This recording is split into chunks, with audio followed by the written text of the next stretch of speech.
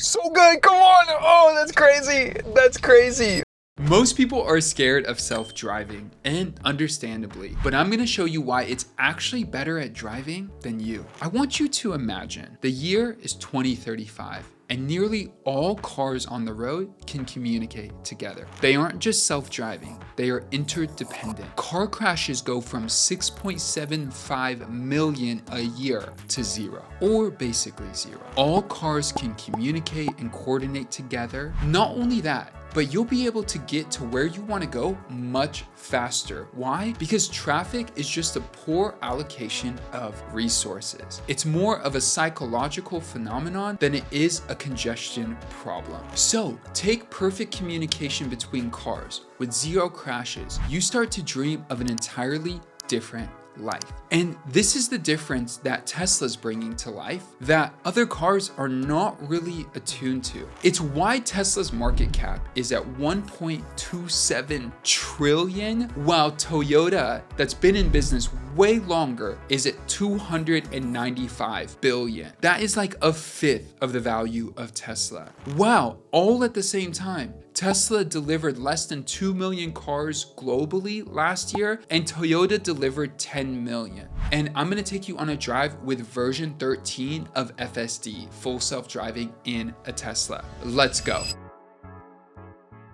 All right, we are on the freeway right now with full self-driving on, and I'm gonna allow the Tesla to drive for the next 20 miles. My goal is not to interrupt the Tesla at all and allow it to drive me all the way back to my house. Let's see if it can do it. But it's doing everything. I'm not touching the pedals, not touching the wheel, and it's controlling it. Right now I got it in chill mode.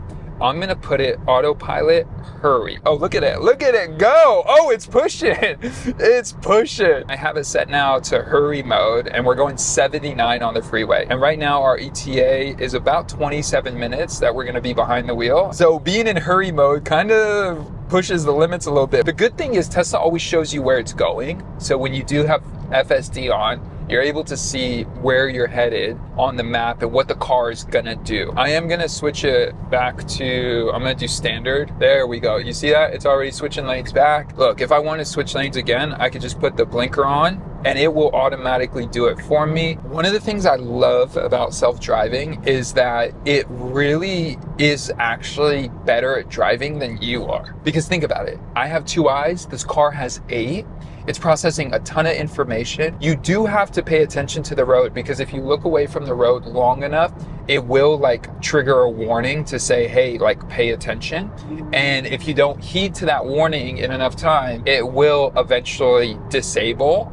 So definitely don't want to do that. Okay, that was a cool moment. The car just went from like 68 miles per hour down to 40 in like a second. What's really cool about FSD 13 is that it feels like a human driver. The way it slowed down, the way it paid attention to the road, everything it's doing right now is just, it feels very natural. I know I sound like a paid sponsor, but I'm actually being paid. No, just kidding. One of the things I love about this display, this entire visual is being generated by the cameras on the car. So in real time, it's grabbing all this data from the surrounding. And obviously all these cars are not like prototypes, they are actual real cars. If this car, for example, turned on its like blinker and wanted to switch, the Tesla would make space for it. And then at the same time, it gives you a clear sense of what it's doing. Like those back arrows are showing you that it's slowing down, that it's braking.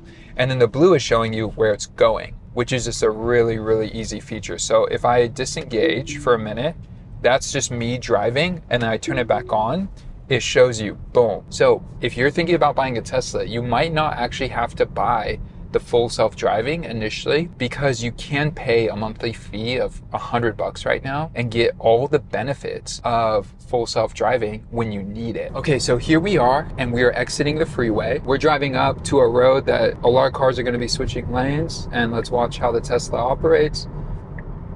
Perfect, clean, literally no issue at all. So again, it's doing everything right now. Just turn yellow, so the light's yellow, it knows where to turn.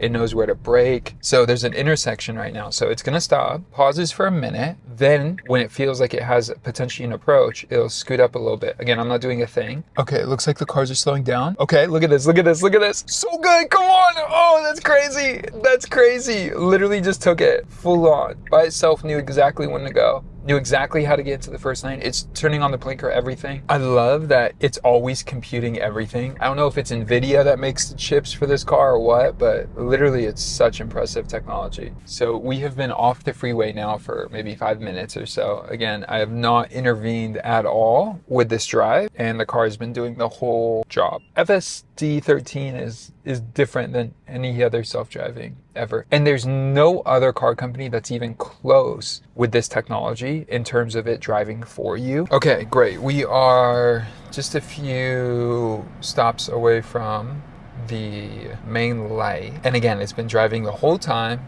I have not interfered, and this is going to be an interesting one because there are a few turns that it has to take. All right, we got a green light. We're going. It has to switch lanes. Wants me to pay attention to the road. All right, paying attention. Now it needs to switch lanes, and there's a car right there. Oh, and there's a car coming up right behind us. All right, Mr. Tesla, what are you going to do? Oh, another one. Okay, there we go. These guys were just really trailing on each other. Okay, boom. Right turn. Into the right lane.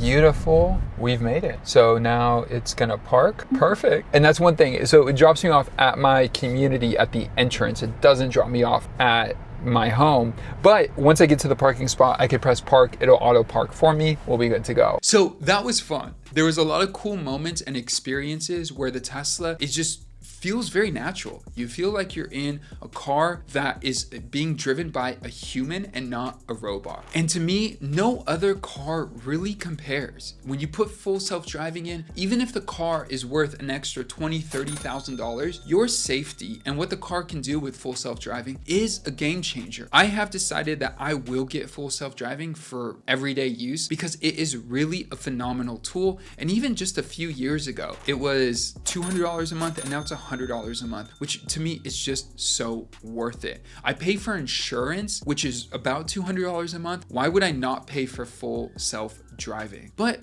there becomes this big question. What if you don't get full self-driving? Is the Tesla still worth it? And this question I'd actually ask to you as well. What are your thoughts on this? Drop them in the comments below. Because when I start to compare other cars, and if you're not talking about the full self-driving, at the price range of, let's say, the Model Y, I probably would look at some other vehicles. Maybe a BMW or a Mercedes, maybe an Audi. But even then, the capabilities of the car, the intelligence of the car, the user experience aspects of the car, how it dings when the light turns green, how you just get in without a key and it automatically starts playing your music and gets your air set. You can set the air from your phone. All of those things make the car experience just way better. They're really small details. They're not the reason you would buy the car, but they make for an experience that is just much more enjoyable and easy and 2025. That is one of the things that I think most car companies have missed, which most companies miss, is that they're living way too far in the past. And just because something worked back then doesn't mean it's going to work well in the future. And Tesla is reinventing what a car experience should be. And not only that, full self-driving has the capabilities of taking 6.75 million car accidents a year in America alone and turning that number down to practically